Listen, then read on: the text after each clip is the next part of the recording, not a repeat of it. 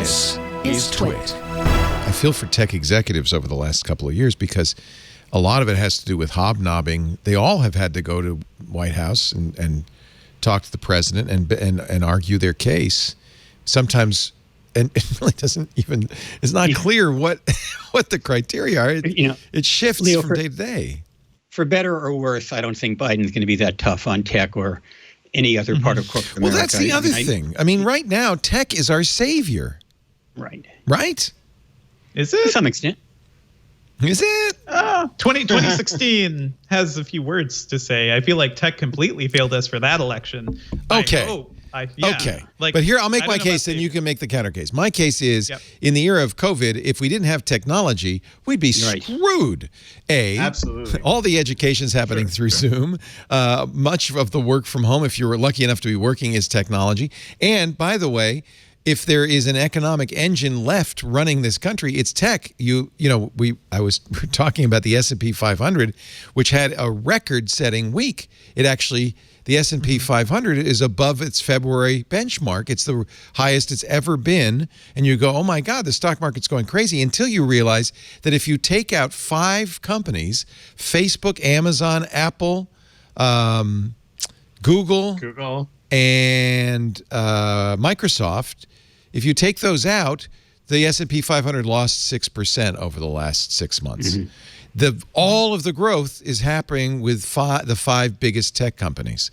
That's Apple, $2 trillion company, all of that. So, I mean, I'm not saying that the stock market is by any means a bellwether of the American economy, but if there is a bright spot, it's there. If there are companies that are making money, if there are companies that are hiring people, if there are companies that are successful, it's tech.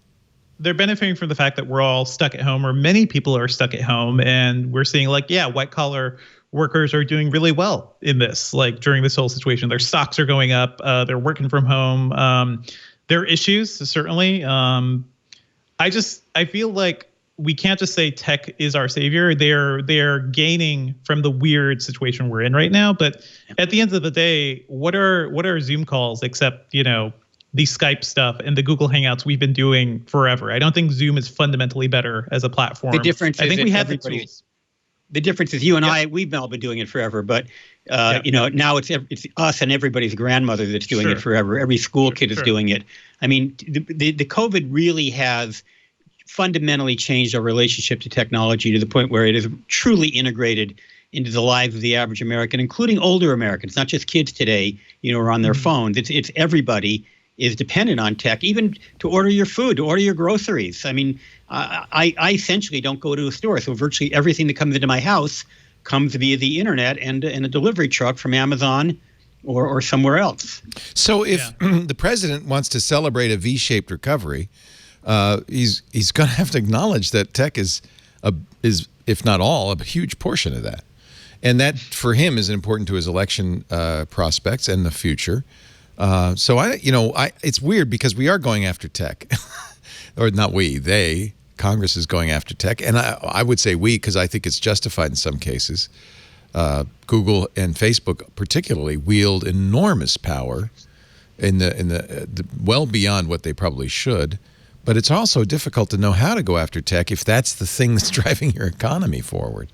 I mean, I don't think it's fair. It's unfair to just say, "Hey guys, what are you doing? Let's look at some of this antitrust behavior." The way Facebook handles misinformation, I think, is something we've been focusing on. They're finally starting to do something about it. But man, I sure would have liked to see this 4 or 5 years ago, before it potentially ruined an election in America and kind of led us down a very weird path for the past couple of years. You said the F word, so let's take a break, and when we come back, I think that there is something.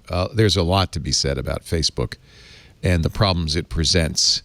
In particular, the power that Mark Zuckerberg has, not because he has 60% voting power over Facebook, as a result, the power that he has over not just our politics, but the politics of the world.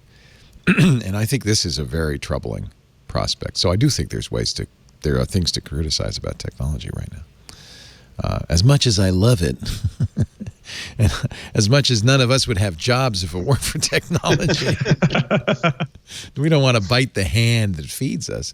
Well, and Amazon is another good example. All of this has really done is just solidify Amazon's dominance of e-commerce, right?